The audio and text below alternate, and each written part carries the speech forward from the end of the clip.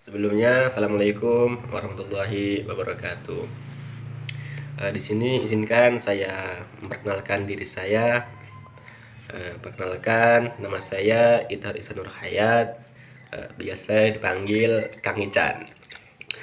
Nah, dengan NIM 2012 303 16, kelas 5B, dengan program studi Pendidikan Agama Islam. Nah, dengan adanya video ini, saya akan memenuhi tugas akhir semester dengan mata kuliah usul fikih.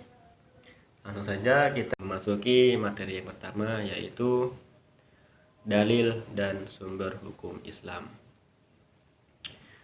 Dalil dan sumber hukum Islam. Yang pertama itu dalil. Dalam terminologi usul fikih adalah pegangan atau petunjuk yang dijadikan dasar dalam menetapkan suatu hukum Islam. Nah, dalil merupakan dasar argumen yang menunjukkan kepada adanya hukum syara yang harus dipenuhi oleh umat Islam. Dalil dapat berupa teks yang bersifat qat'i maupun yang bersifat zanni, dan biasanya terbagi menjadi dalil nakli yang bersumber dari wahyu Al-Quran dan Sunnah, serta dalil akli yang berasal dari penalaran manusia seperti kias dan ihtisan. Selanjutnya yaitu memahami dalil dan sumber hukum Islam. Dalil adalah argumen atau bukti yang digunakan untuk menetapkan suatu hukum atau kebenaran dalam Islam. Nah, hal ini biasa berupa teks dari Al-Quran, hadis, atau rasio akal sehat yang didukung oleh keduanya. Dalil berfungsi sebagai petunjuk Islam. Nah, sedangkan sumber hukum Islam yaitu adalah asal-usul atau pondasi di mana hukum syariat diturunkan. Nah, hal ini adalah pijakan utama dalam menetapkan suatu hukum. Sumber utama adalah Al-Quran dan Sunnah. Ya. Nah, selanjutnya yaitu perbedaan dalil dan sumber hukum Islam. Perbedaan utama antara dalil dan sumber hukum Islam terletak pada cakupan dan maknanya. Dalam kajian usul fikih, dalil merupakan petunjuk atau bukti yang bisa berupa ayat Al-Quran, hadis, ijma, atau qiyas yang dipakai dalam proses pengambilan hukum. Sementara sumber hukum Islam adalah kategori besar yang memuat kumpulan dalil-dalil tersebut. Nah, dengan kata lain, dalil adalah bagian dari sumber hukum yang konkret dan digunakan sebagai dasar untuk menetapkan hukum.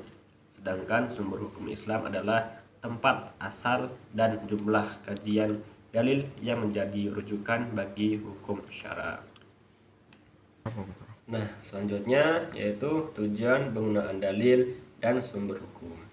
Nah, yang pertama, menetapkan hukum syara, memastikan bahwa setiap ketetapan hukum sesuai dengan kehendak Allah Subhanahu wa taala dan Rasul-Nya.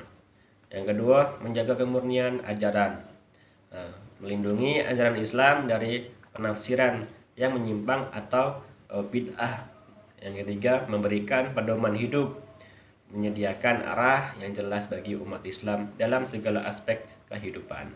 Dan yang terakhir, keempat, menjamin keadilan, mewujudkan keadilan dan kemaslahatan bagi seluruh umat Islam. Oke. Nah, selanjutnya yaitu Al-Quran sebagai sumber hukum utama.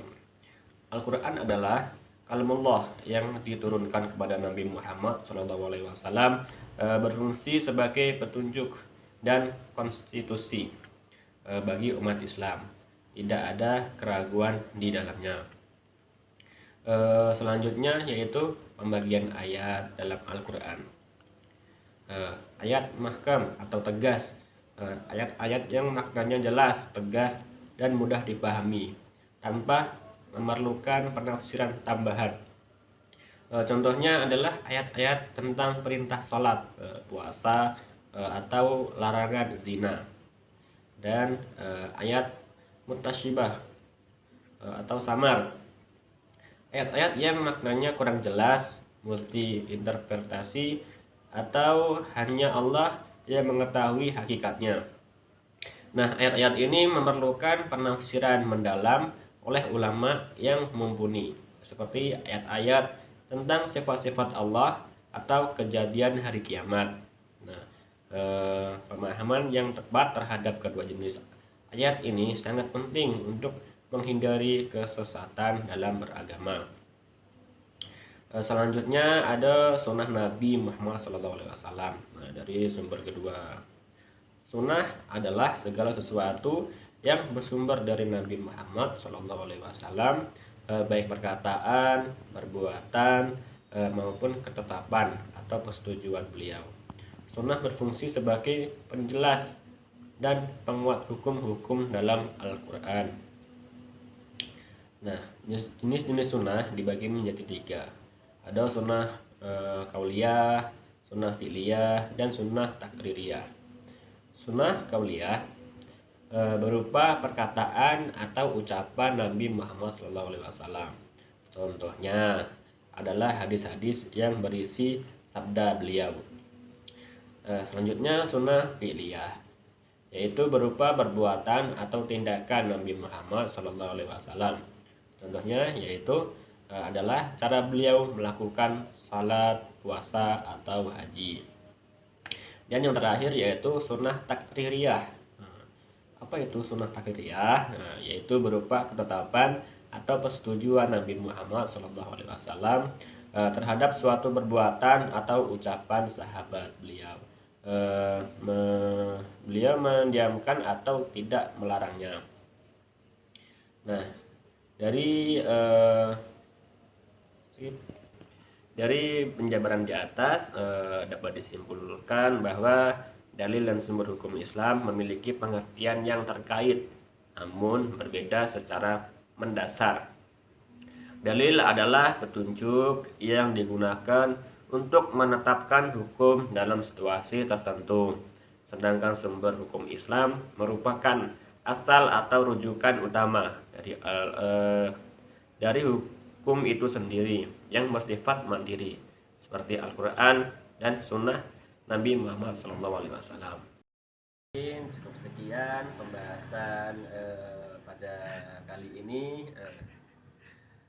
Di sini izinkan saya memberikan sepatah dua kata pantun. Pergi ke laut memancing ikan, memancingnya bersama Pak Mamat. Semoga penjelasan yang saya sampaikan dapat dipahami dan bermanfaat. Jalan-jalan membeli ikan, jalannya bersama kekasih. Mungkin dari saya cukup sekian. Saya ucapkan terima kasih. Saya akhiri. Wabillahi taufiq wal hidayah. Wassalamualaikum warahmatullahi wabarakatuh.